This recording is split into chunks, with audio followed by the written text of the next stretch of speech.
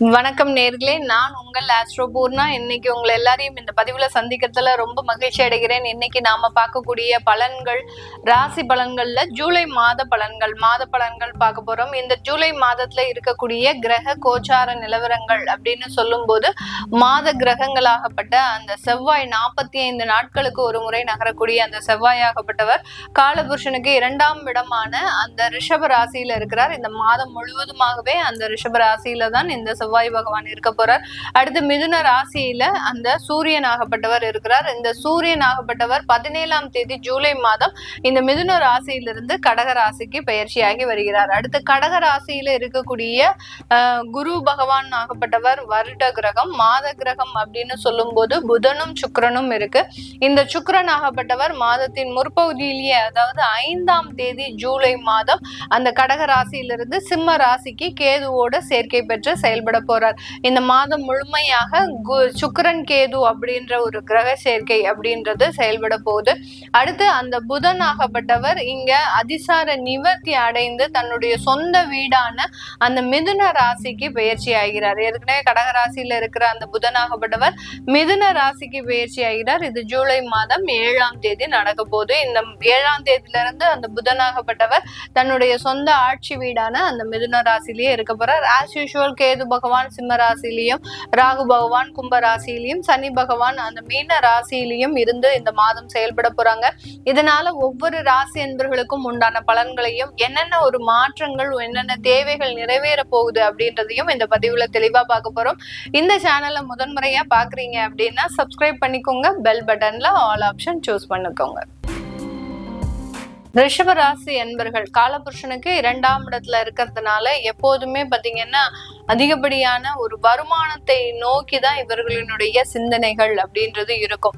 ஒரு மடங்கு வருமானத்தை 2 மடங்காக ஆக்குறது எப்படி, எந்த இடத்துல இன்வெஸ்ட் பண்ணா இவர்களுக்கு அதிகப்படியான எதிர்காலத்துல லாபம் இருக்கும், இப்படி அந்த வருமானங்களை சேமிச்சு வைக்கிறதுல ரொம்ப அதிக அளவு கவனம் செலுத்துபவர்கள் நம்ம ரிஷபராசி என்பர்கள். அதே மாதிரி வாக்குல நேர்மை அப்படின்றது இருக்கும். இவர்களினுடைய பேச்சுல பாத்தீங்கன்னா எப்போதுமே ஒரே பேச்சு ஒரே செயல் அப்படின்ற மாதிரி தான் இருக்கும். பல பேர் இவர்களுக்கு எதிராக சில இடத்துல செயல்பட்டாலும் கூட இவர்களினுடைய தன்மை மாறாமல் தன்னுடைய நேர்மைக்காக பாடுபடுபவர்கள் இந்த ரிஷபராசி என்பர்கள். ஆனா இவர்களினுடைய எதிரியே பாத்தீங்கன்னா இவர்களுக்கு எதிராக செயல்படுபவர்களே இவர்களுடைய குடும்பமாக தான் இருக்கும். குடும்பத்துல இருக்கிறவர்களுக்காக இவர்கள் எவ்வளவுதான் அட்ஜஸ்ட் பண்ணி போனாலும் அந்த குடும்பத்துல இருக்கக்கூடிய நபர்கள் இவர்கள் எப்பண்டா வீழ்வாங்க, நம்ம அதை பார்த்து சிரிக்கணும் அப்படின்ற மாதிரியாக அந்த குடும்பத்துல இருக்கக்கூடிய நபர்கள் தான் இவர்களுக்கு மிக அதிகமாக எதிரிகளாக இருக்கக்கூடிய ஒரு நபர்களாக இருப்பாங்க.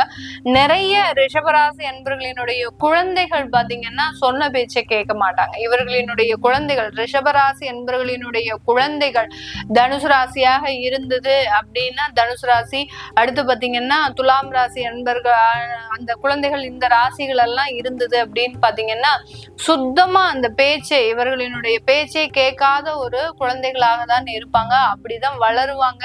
இவர்களிடம் இருந்து தள்ளி தான் இவர்கள் அந்த குழந்தைகள் எப்போதுமே இருக்கக்கூடிய ஒரு அமைப்பு அப்படின்றது இருக்கும்.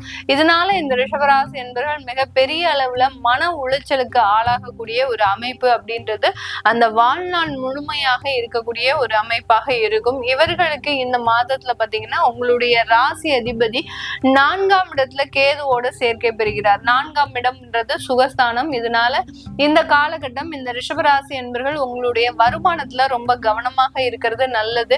ஏன்னா ஏதாவது ஒரு இடத்துல நீங்க ஆன்லைன்ல ஷேர் மார்க்கெட்ல ஓரளவுக்கு நல்ல உங்களுக்கு ப்ராஃபிட் வந்துட்டு இருக்கிற நேரத்துல அந்த ப்ராஃபிட்டுக்கு அதிகப்படியாக ஆசைப்பட்டு உங்களுடைய பணத்தை இழக்கக்கூடிய ஒரு நேரமாக தான் இந்த ஜூலை மாதம் இருக்கும். அதனால எந்த இடத்துலயும் அளவுக்கு அதிகமான ஒரு ஆசை அப்படின்றது வச்சுட்டீங்க அப்படின்னா அந்த இடம் உங்களுக்கு அழிவை நோக்கி போகக்கூடிய ஒரு நேரமாக தான் இருக்கும். இந்த ரிஷபராசி என்பவர்களை பொறுத்த மட்டுக்கும் இந்த குரு பயிற்சி, சனி பயிற்சி, அடுத்து பாத்தீங்கன்னா இது எல்லாமே உங்களுக்கு சாதகமாக இருந்தாலும் கூட இந்த சுக்கிரன் அப்படின்ற கிரகம் மிகவும் ஒரு பாதகத்தை கொடுக்கக்கூடிய ஒரு கிரகமாக தான் இருக்கும். ஏன்னா உங்களுடைய 6ஆம் வீட்டு அதிபதியும் அந்த சுக்கிரன் தான். அதனால எப்போதுமே அந்த கடன் சுமையை உங்களுக்கு கொடுத்துக்கிட்டே போய்கிட்டே இருக்கும். இருக்கும். அதனால உங்களுடைய ராசி அதிபதியும் அந்த சுக்கிரனாக இருக்கிறதுனால இந்த சுக்கிரனுடைய நகர்வை பொறுத்து நீங்க எந்த விதமான இன்வெஸ்ட்மெண்ட் பிளானும் வச்சுக்கணும். அப்படி இல்லாத பட்சத்துல பெரிய பெரிய இடத்துல நீங்க மாட்டிக்கொள்ளக்கூடிய ஒரு நேரமாக தான்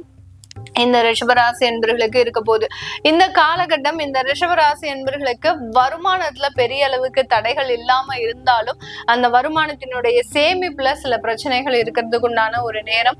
அடுத்து பாத்தீங்கன்னா சொத்துக்களை விற்கிறதுக்கு உண்டான சில முயற்சிகள்ல நீங்க இந்த காலகட்டம் ஈடுபட போறீங்க. ஏன்னா நிறைய சொத்துக்கள் பாத்தீங்கன்னா ரிஷபராசி என்பர்களுக்கு அவர்களினுடைய கடனுக்கான ஒரு சொத்துக்களாக தான் இருக்குமே ஒழிய அந்த சொத்தை பார்க்கும் போதே இதனாலதான் நம்மளுக்கு இவ்வளவு கடன் ஏற்பட்டுச்சு, இதனாலதான் இத்தனை அவமானங்களும் ஏற்பட்டுச்சு அப்படின்ற மாதிரியாக கடந்த 2 வருடங்களாக அந்த சொத்துக்கள் மூலமாக பெரிய அளவுக்கு மன திருப்தி இல்லாத ஒரு சூழ்நிலையில இருக்கிறீங்க. இதனால இந்த காலகட்டம் இந்த ரிஷபராசி என்பவர்களுக்கு அந்த சொத்துக்களை விற்கக்கூடிய முயற்சிகள்ல ஈடுபடக்கூடிய ஒரு நேரம். ஏன்னா உங்களுடைய 4ஆம் வீட்டு அதிபதி 3ஆம் இடத்திற்கு பயிற்சியாகி வர்றதுனால அந்த சொத்து விற்பனை அப்படின்றது மிக எளிமையாக துரிதமாக இத்தனை மாசமாக 6 மாத காலமாக அந்த சொத்து விற்கிறதுக்கு சில முயற்சிகள் செய்தும் அதுல பெரிய அளவுக்கு நமக்கு நல்லது இல்லை. இந்த மாசம் ஒருத்தவங்க வந்தாங்க, பார்த்தாங்க, முடிச்சாங்க அப்படின்ற மாதிரியாக அந்த சொத்து விற்கக்கூடிய முயற்சிகள்ல நல்ல ஒரு சாதகமான ஒரு பலன்கள் அப்படின்றது இருக்கும். சில பேருக்கு பாத்தீங்கன்னா அந்த நோய் தொந்தரவுகளினுடைய தீவிரம் ஏதாவது ஒரு தேவையில்லாம ஸ்கேன் பண்ண சொல்லியிருப்பாங்க. அந்த ஸ்கேன் மூலமாக நம்மளும் அதை தெரிஞ்சு வச்சுக்கிட்டா நமக்கு உடம்புல ஒண்ணும் இல்லை அப்படின்னு நினைச்சு நம்ம சந்தோஷப்பட்டுக்கலாம் அப்படின்னுக்காக நீங்க முன்னெச்சரிக்கை ஒரு சில விஷயங்களை செய்து அது இந்த காலகட்டம் ஒரு சின்னதா ஒரு நோய் சம்பந்தப்பட்ட சில பிரச்சனைகளை கொடுக்கறதுக்கு உண்டான ஒரு நேரம். அதுதான் அந்த சுகஸ்தானத்துல இருக்கக்கூடிய உங்களுடைய ராசி அதிபதி கேதுவோட சேரும் போது சில வெளிப்படையான சில மாற்றத்தை கொடுக்கறதுக்கு உண்டான ஒரு நேரமாக இருக்கும். உங்களுடைய உடல் பலவீனங்கள், உங்களுடைய மனதளவு பலவீனங்கள் ஏற்படக்கூடிய ஒரு நேரமாக தான் இந்த மாதம் ஜூலை மாதம் இந்த ராசி என்பர்களுக்கு இருக்க போது. ரிஷபராசி என்பர்கள் எப்போதுமே பாத்தீங்கன்னா வேலையில ரொம்ப கராரா இருப்பாங்க. அதாவது வேலையில தன்னுடைய வேலை எப்போதுமே டிரான்ஸ்பரண்டா இருக்கணும், மற்றவர்கள் செய்யறதுக்கு ரொம்ப எளிமையாக இருக்கணும், தான் இல்லாட்டிலும் அந்த வேலையை யார் வேணாலும் எடுத்து நடத்தணும் அப்படின்ற மாதிரியாக அந்த வேலையில டிரான்ஸ்பரண்டாக இருக்கக்கூடிய ஒரு நபர்கள். அது இவர்களுக்கு இந்த காலத்துல மிகவும் ஒரு அற்புதமான ஒரு வளர்ச்சியை கொடுக்க போது. உங்களுடைய வேலையில பதவி உயர்வு, அடுத்து பாத்தீங்கன்னா நல்ல ஒரு வருமான உயர்வு, இது எல்லாமே கொடுக்கறதுக்கு உண்டான ஒரு நேரமாக இருக்கும். அதுவும் போக டீச்சிங் உத்தியோகத்துல எல்லாம் இருக்கக்கூடியவர்களுக்கு இந்த மாதத்துல உங்களுக்கு நல்ல ஒரு வளர்ச்சி மிகுந்த மாதமாக தான் இந்த ரிஷபராசி என்பர்களுக்கு இருக்க போகுது. இப்ப நம்ம சொன்ன விஷயங்கள் எல்லாமே, பலன்கள் எல்லாமே உங்களுடைய கோச்சார கிரகங்களின் நிலவரங்கள். காலபுருஷனுக்கு ஒவ்வொரு கிரகங்கள் எந்தெந்த ஸ்தானத்துல இருக்கு, அதன் மூலமாக உங்களுக்கு என்ன மாதிரியான பலன்கள் வரும் அப்படின்றதுதான் நம்ம கணிச்சு சொல்லியிருக்கிறோம். இது தவிர உங்களுக்கு சுயமாக தொழில ஏதாவது ஒரு பிரச்சனைகள், வேலை ரீதியான பிரச்சனைகள் இருக்கு அப்படின்னா அது உங்களுடைய சுய ஜாதகத்தை வச்சு நீங்க அதனுடைய தசாபுத்தியினுடைய அமைப்பை வைத்து பார்த்துக்கிறது நல்லது.